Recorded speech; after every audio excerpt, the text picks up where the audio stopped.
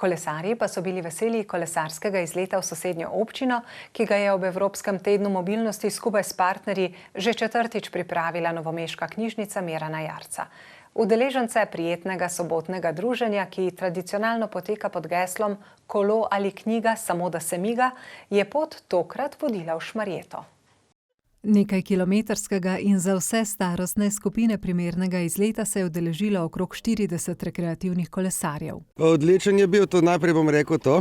Druga stvar, tlele sem tudi malo z druge strani, da rečem, sem bil še vodil turo. Kot glavni vodnik sem bil.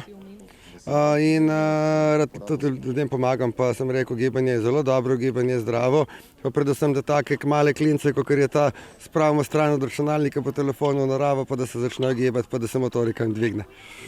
Kako je bilo? Zelo dobro. Je bilo težko? Ne.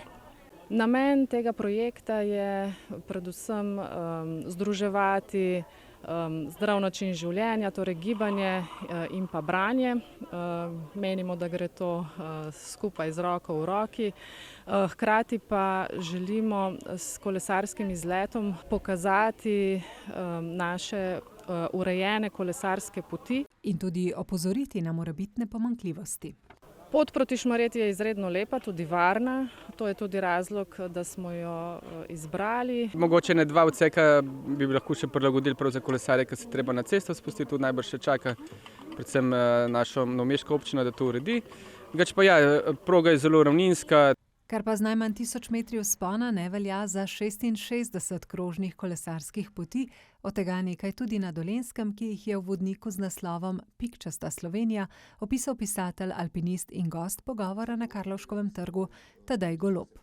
Najlepši, pa to ni fraza, jaz dejansko mislim vsakič tisti, ki sem ga zadnjega odpeljal. Drugače pa jaz se pravim, odkar sem ta vodnik naredil, sem mislim, da skoraj vse odpeljal še enkrat in če mi ne bili všeč, jih ne bi. Kolesarski navdušenec, ki se bo sam ali v družbi lotil v vodniku opisanih podvigov različnih zahtevnosti, se bo že kmalu dokopal do lepega spoznanja. Ko sem se lotil tega vodnika, sploh nisem vedel, a to ima kak smisel, a to kam pelje, ampak po drugem, tretjem krogu sem ugotovil, da sem zadev terno. In da mislim, da ne bo rabo prevoziti 66 krogov, da bo prišel do te iste ugotovitve. Da je Slovenija krasna. O čemer so se lahko še enkrat več prepričali tudi udeleženci izleta, ki so se proti domu odpravili bogatejši za razgled Šmarješkega zvonika.